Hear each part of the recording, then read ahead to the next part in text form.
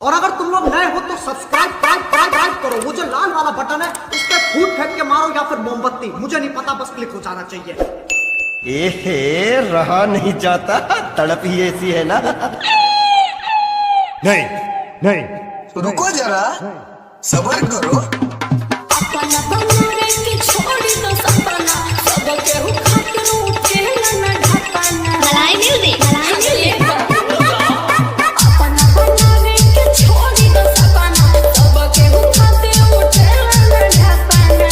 अच्छा हर लाठी के होगा चाहे होके छूटा मोर देंगे खत्म, bye bye, tata, good bye, गया।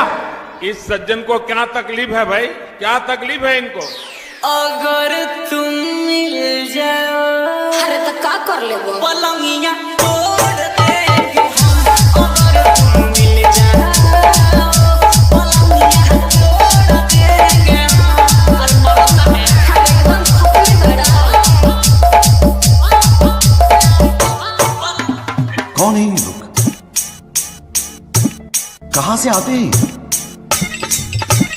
मलाई म्यूजिक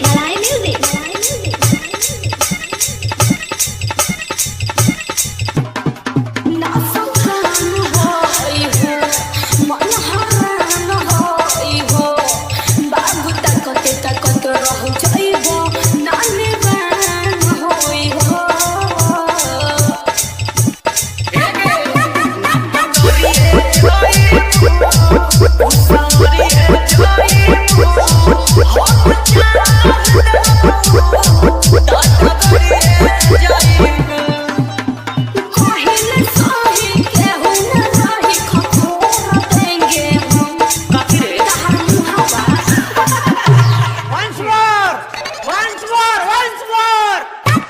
अगर तुम मिल जाओ, ढेर ना उड़ा दे पलंगिया तोड़ देंगे हम।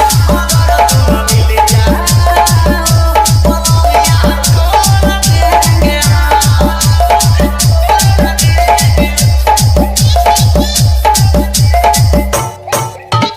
गजब बेइज्जती है। Your question? मैं नहीं बताऊंगा।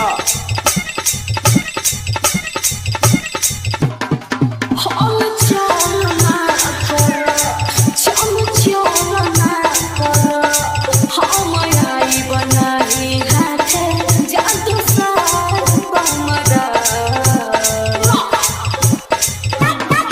जियल छोड़ी पिंकुला छोड़ी चल जा जय पूजा तनी हाल पड़ी है। सुनोए बाबू खाना बेचारू फोड़ देंगे हम। आप लोग रे कहाँ घूम मारो हमको, मारो हमको, जिंदा मत छोड़ो सालो।